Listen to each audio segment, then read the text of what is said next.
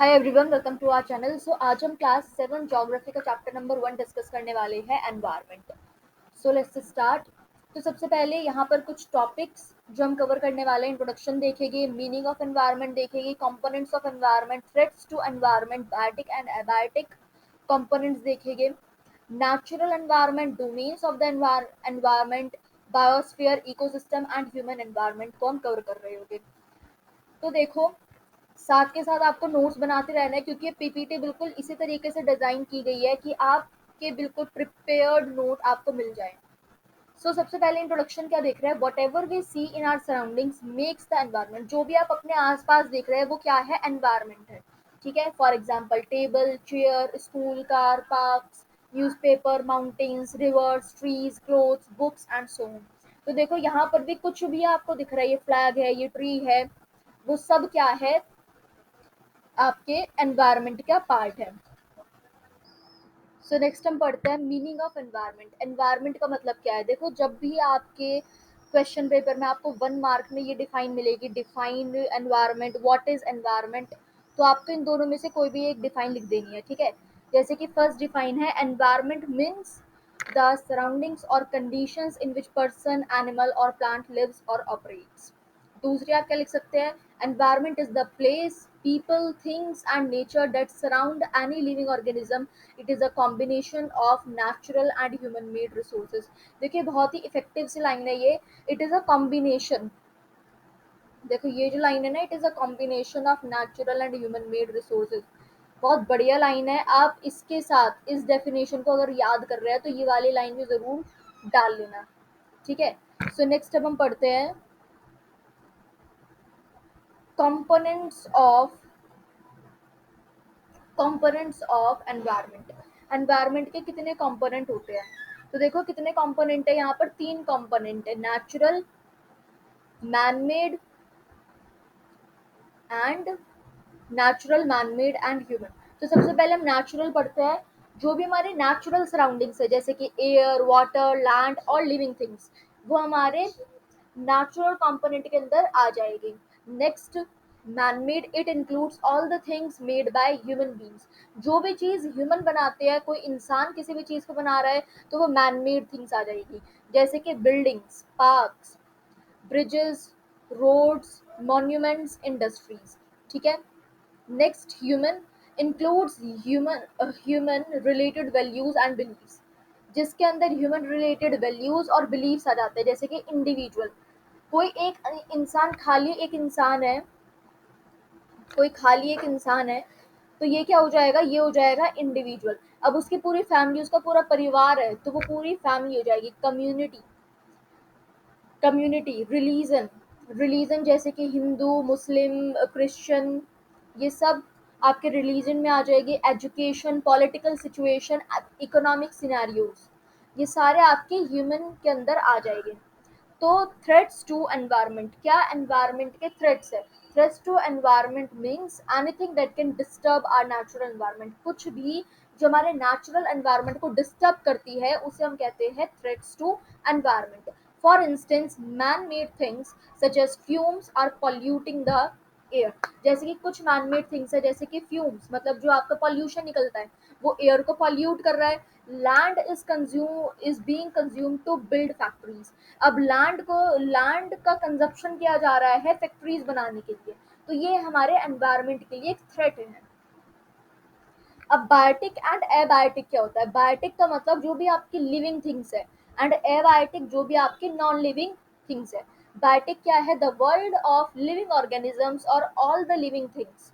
जो भी living organisms का या फिर कोई भी लिविंग थिंग्स का जो वर्ल्ड है, वो आपका बायोटिक होगा। For example plants, animals, fungi, bacteria, people.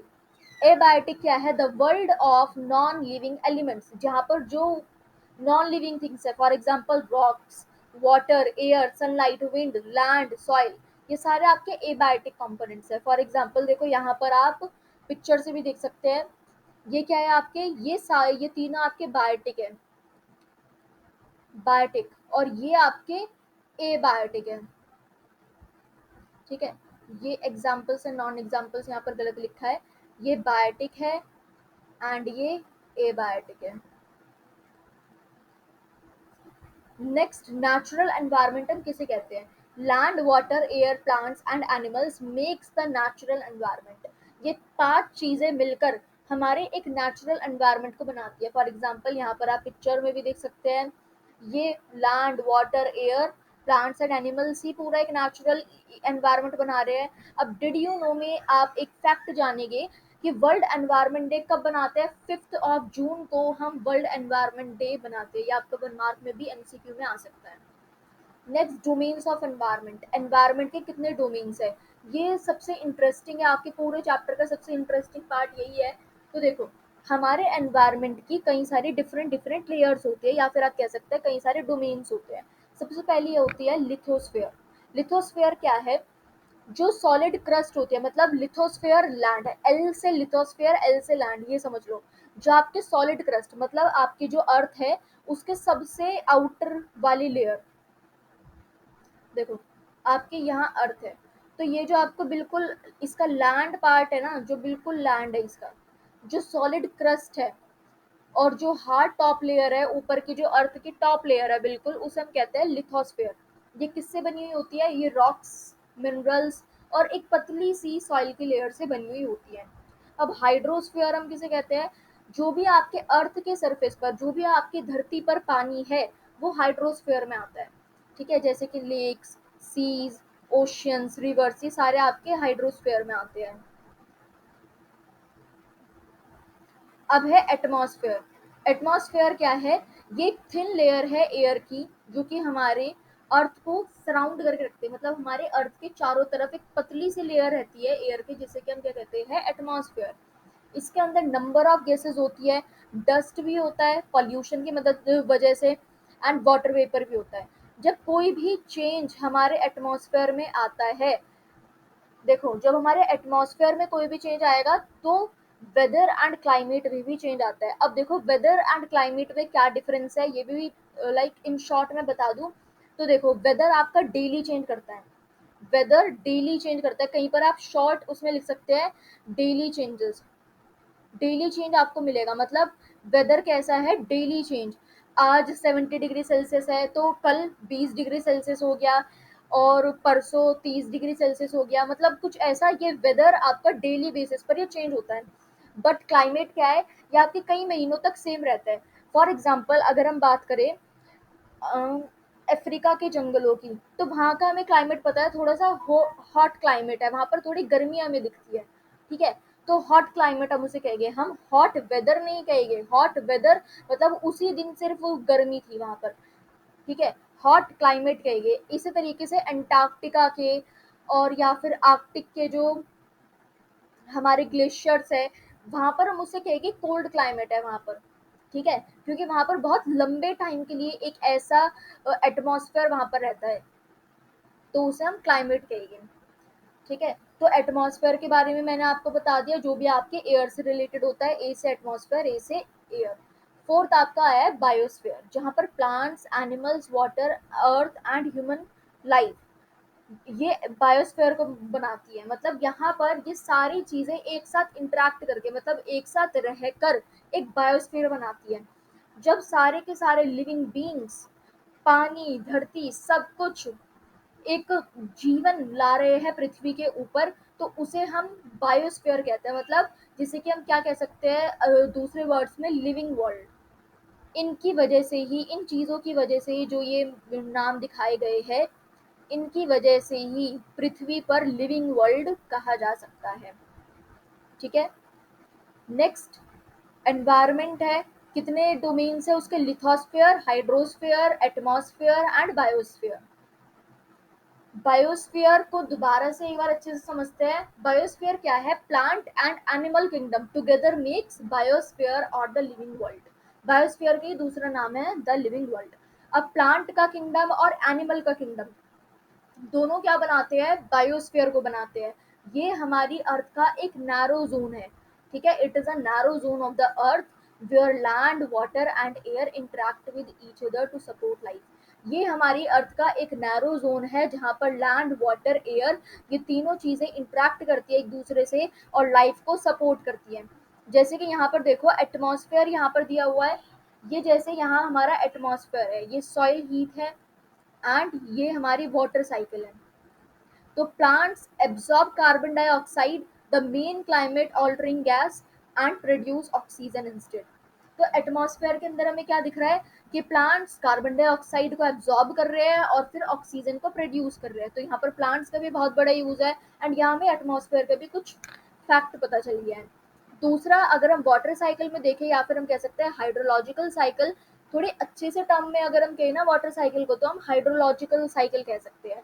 Trees और जो दूसरे प्लांट्स है slow the flow of rain water to rivers acting as a natural flood control. अब देखो, आप खुद समझो, जैसे कि कोई पहाड़ है, कहीं पर लोग रह रहे हैं, अब अगर यहाँ पर कुछ भी उन्हें बाधा नहीं मिल रही, तो जो पानी है, जो बारिश का पानी है, वो तो बाढ़ बन के सब कुछ ले चलेगा। बट अगर वहां पर कई सारे पेड़ पौधे हैं, यहाँ पर कई सारे अगर हम पेड़ पौधे उगा दें, तो बाढ़ को बहुत ज्यादा अड़चने मिलेगी, वो कहीं यहीं पर ही टिक जाए। ठीक है, तो आगे बाढ़ का पानी नहीं जाएगा। तो इस वजह से जो ट्रीज और दूसरे प्लांट्स है वो पानी के फ्लो को रोकते हैं कि फ्लड, बाढ़ ना आ पाए। अब सॉइल हीट हमें क्या देखने को मिल रहा है, यहाँ पर हमें कहीं ना कहीं लिथोस्फेयर का काम हमें दिख रहा है, क्योंकि लिथोस्फेयर में हमने क्या पढ़ा था, लैंड, हमारी अर्थ की जमीन। डेड लीव्स और जो प्लांट्स है वो न्यूट्रिएंट हमारी सॉइल को देते हैं। आपने कहीं ना कहीं पढ़ा होगा लोअर क्लासेस के अंदर भी कि जो हमारे प्लांट्स होते हैं, जो हमारी डेड लीव्स होती है, जमीन के अंदर जाकर उसे न्यूट्रिएंट प्रोवाइड करती है। जो भी इंसेक्ट्स मर जाता है, कोई भी एनिमल मर जाता है, तो फिर वो जमीन को एक न्यूट्रिएंट प्रोवाइड करते हैं। ठीक है, insects and animals burrow helping the soil breathe. अब ये देखो, ये सारी, ये तीनों चीजें मिलकर ये क्या बना रही है, हमारी बायोस्फीयर बना रही है, एक लिविंग वर्ल्ड को पॉसिबल बना पा रही है। ठीक है, अगर एटमॉस्फेयर नहीं हुआ तो ह्यूमन बीइंग वगैरह कोई नहीं जी पाएगा, पानी नहीं हुआ तो कोई नहीं जी पाएगा, लैंड नहीं हुआ तो कोई नहीं जी पाएगा। तो बायोस्फीयर, इन तीनों के इंट्रैक्शन से हमारा बायोस्फीयर पॉसिबल हो पाया है। नेक्स्ट, इकोसिस्टम क्या है? An ecosystem includes all the living things, plants, animals and organisms in a given area interacting with each other. एक इकोसिस्टम के अंदर क्या क्या चीजें होती है, सारी की सारी लिविंग थिंग्स होती है एक गिवन एरिया के अंदर।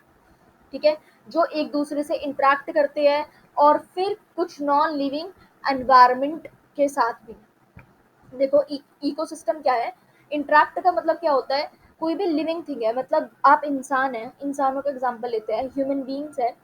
अब वो अकेले नहीं जी सकते हैं, उन्हें कुछ ना कुछ दूसरों से मदद चाहिए, वो इंटरेक्ट करना चाहते हैं, मतलब दूसरों से उन्हें मदद चाहिए।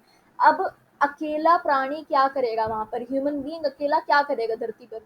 उसके साथ भगवान ने कई सारे हेल्पर उसके लिए भेजे हैं, उसके खाने के लिए नॉन लिविंग थिंग्स भी है, सॉरी, नॉन लिविंग थिंग्स के साथ वो इंटरेक्ट करके।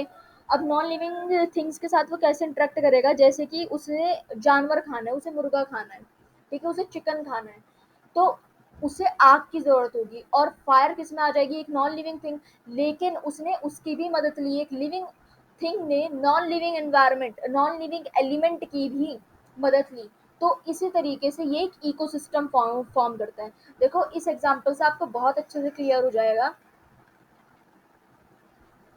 देखो, जैसे यहाँ पर एक प्रोड्यूसर है, मतलब ग्रासेस और प्लांट्स आपके लिए एक प्रोड्यूसर हो गए, यही एक मेन चीज है, यही खाना बनाती है।